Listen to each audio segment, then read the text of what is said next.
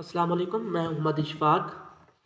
हमने पिछले लेक्चर में फ़र्स्ट ईयर मैथ के फर्स्ट चैप्टर के जो नंबर सिस्टम है, उसमें से हमने नंबर्स के बारे में, जैसे natural number, irrational number, real number, उनके बारे में, उनकी कुछ प्रॉपर्टीज़, ठीक है, और पाई के बारे में डिस्कस किया था।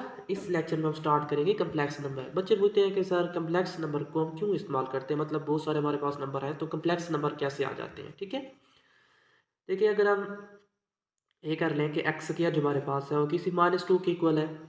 ठीक है, अब हमने निकालना है इसका सोल्यूशन सेट, तो हम क्या करते होते हैं, इसका भी अंडर रूट ले लेंगे, इसका भी क्या ले लेंगे, अंडर रूट। तो which implies that X is equal to किसके आ जाएगा, -√2 के। अब जो ये माइनस का अंडर रूट होता है ना, ये माइनस का अंडर रूट या -1 कह दो या सिर्फ माइनस कह दो, इसका जो ये अंडर रूट होता है वो इक्वल होता है किसके, आयोटा, जो कि हमारे पास एक कम्प्लेक्स नंबर होता है। क्या होता है, एक कम्प्लेक्स नंबर। तो x इज इक्वल टू आ जाता है अंडर रूट 2 और ये हमारे पास आ जाता होता है आयोटा। ठीक है, तो इसका यानी इस तरह का अगर हमारे पास कोई क्वेश्चन आ जाता है कि X square is equal to -3, minus कुछ आ जाता है और हमें उसका क्या निकालना होता है, सोल्यूशन सेट निकालना होता है, तो उसके लिए हमें फिर कम्प्लेक्स नंबर की ज़रूरत पड़ जाती होती है। ठीक है,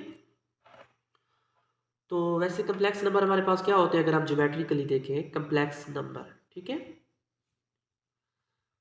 कम्प्लेक्स नंबर, ठीक है, इसको हम वैसे किस से नोट करते होते हैं, सी से भी करते होते हैं वाजुकात। ठीक है, अब इनकी जो हमारे पास जनरल फॉर्म होती है वो सी इज इक्वल टू क्या हो जाती है, ए प्लस अयोटा बी। ठीक है, तो ये हमारे पास एक रियल पार्ट होता है और जो अयोटा के साथ ये बी है ये एक इमेजिनरी पार्ट होता है। ठीक है, और अगर हम इसको ज्योमेट्रिकली देखें कि हमारे पास ये जो ये हमारे पास कम्प्लेक्स नंबर है, ये क्या होते हैं। ठीक है, देखिए ये हमारे पास कोऑर्डिनेट्स है, ये एक्स एक्सिस होता है, ये हमारे पास वाई एक्सिस होता है।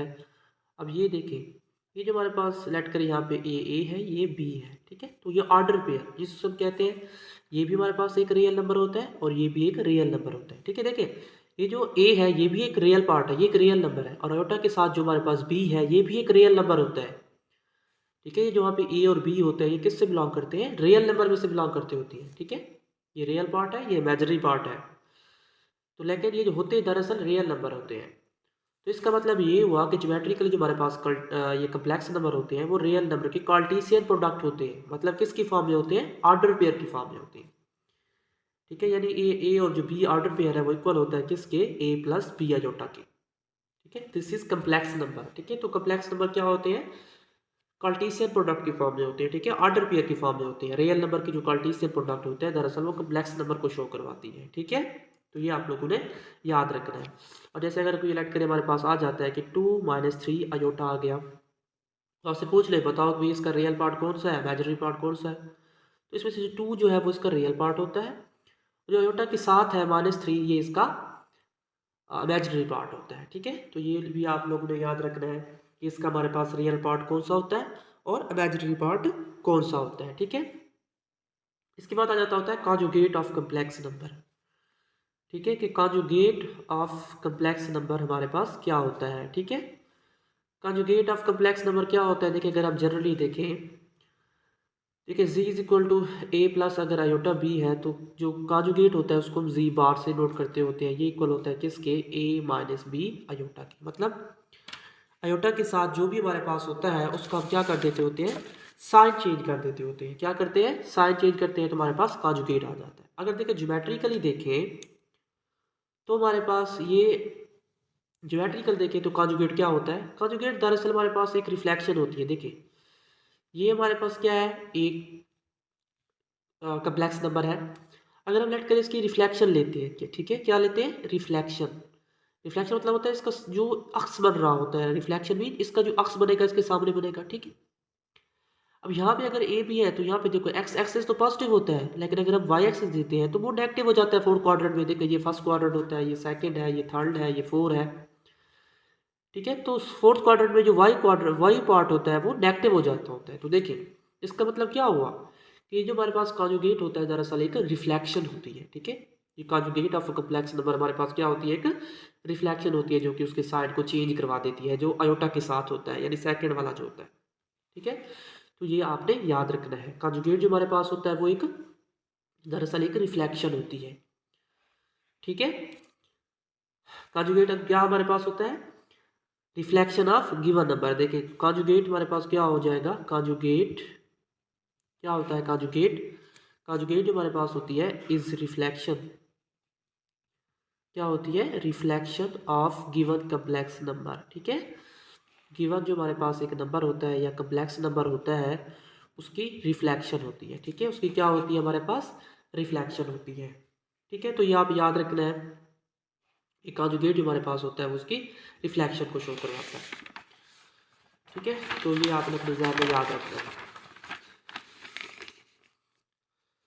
अब देखिए हमारे पास कुछ प्रॉपर्टीज़ होती हैं कॉन्जुगेट की।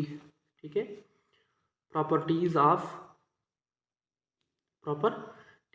Conjugate complex number. ठीक है, कॉन्जुगेट कम्प्लेक्स नंबर की हमारे पास कुछ प्रॉपर्टीज़ होती हैं। ठीक है, जैसे अगर हम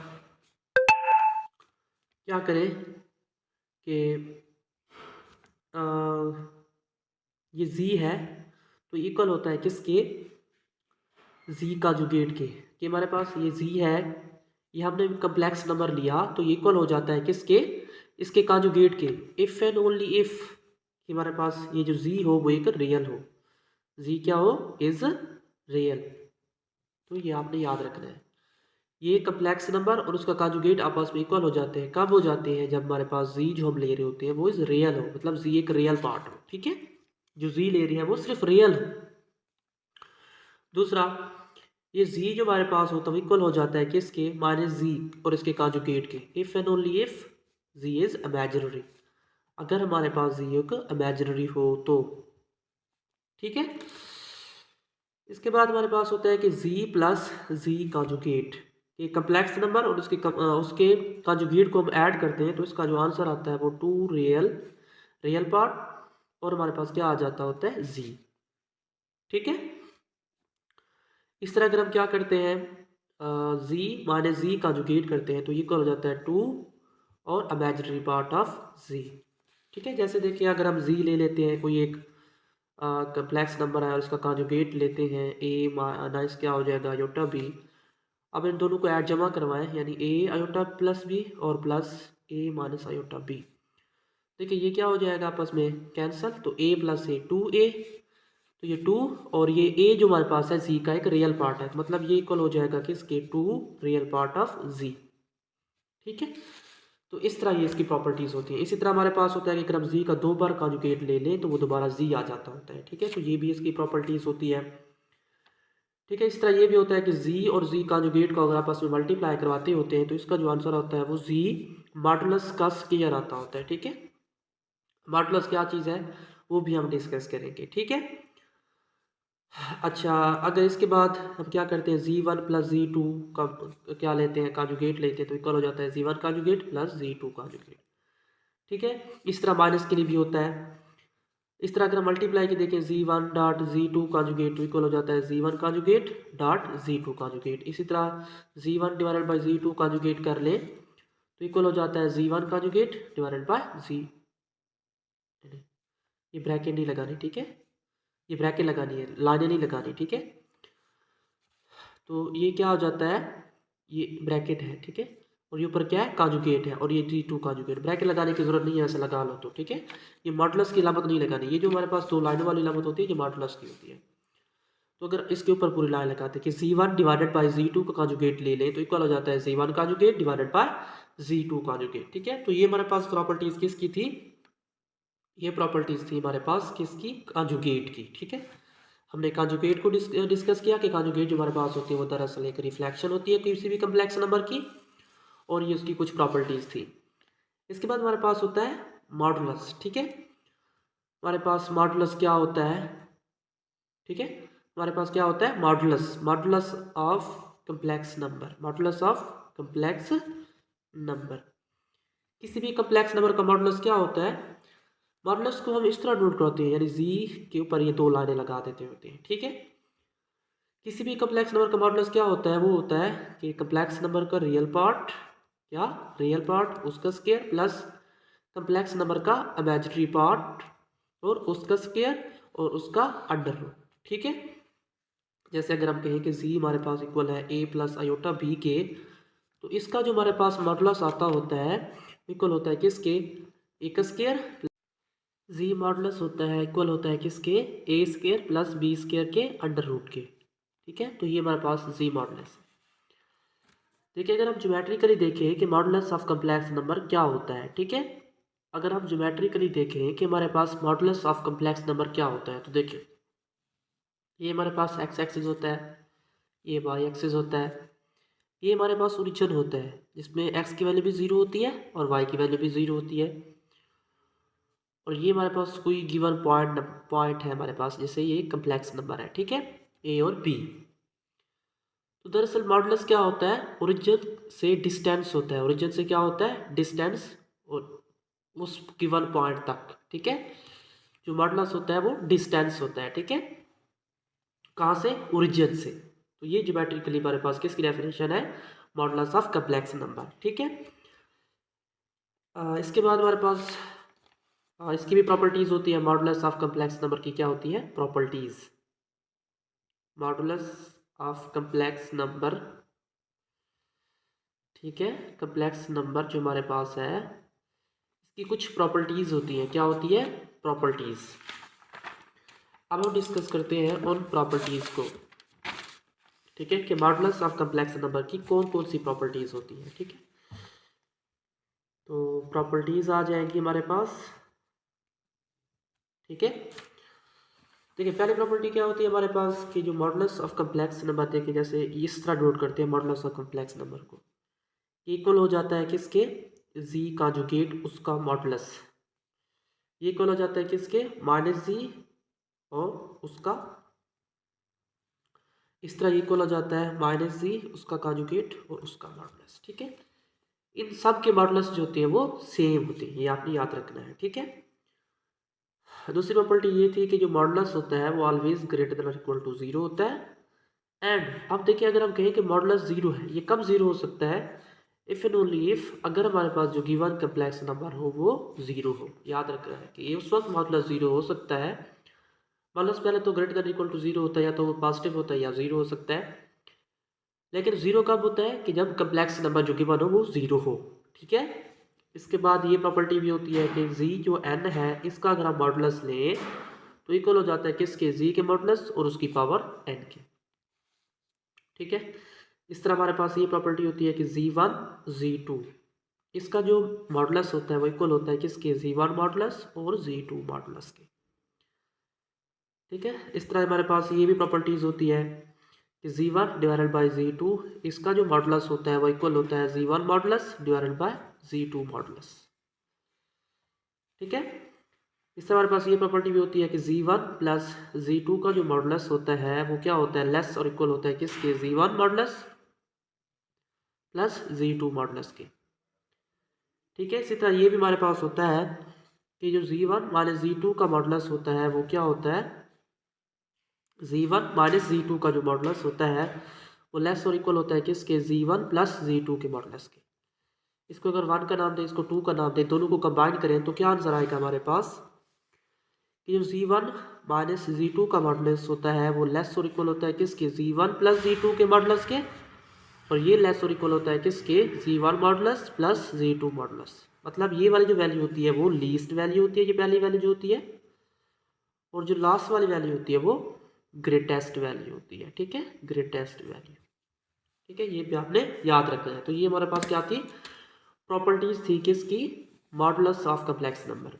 इसके बाद कुछ ट्रिक्स है कि अगर हमारे पास A plus iota B under root में आ रहा है, ठीक है, तो इसको सॉल्व भी कर सकते हैं वैसे कि आप इसको किससे सॉल्व करो, रैशनलाइजेशन से या किसी मेथड से इसको सॉल्व कर लो, लेकिन इसके लिए ट्रिक्स होता है। अगर आपके पास इस तरह कोई आ रहा है, इस तरह की कोई फॉर्म आ रही है, तो इसके लिए आप डायरेक्ट आंसर लिख सकते हैं, plus minus Z modulus plus A divided by 2 इसका अंडर रूट, ठीक है, और plus iota Z modulus minus A divided by 2 और इसका अंडर रूट और ये ब्रैकेट, ठीक है, ब्रैकेट बड़ी डाल लें, ठीक है, कोई भी ब्रैकेट डाल लें, ठीक है, ब्रैकेट बड़ी डाल देनी है।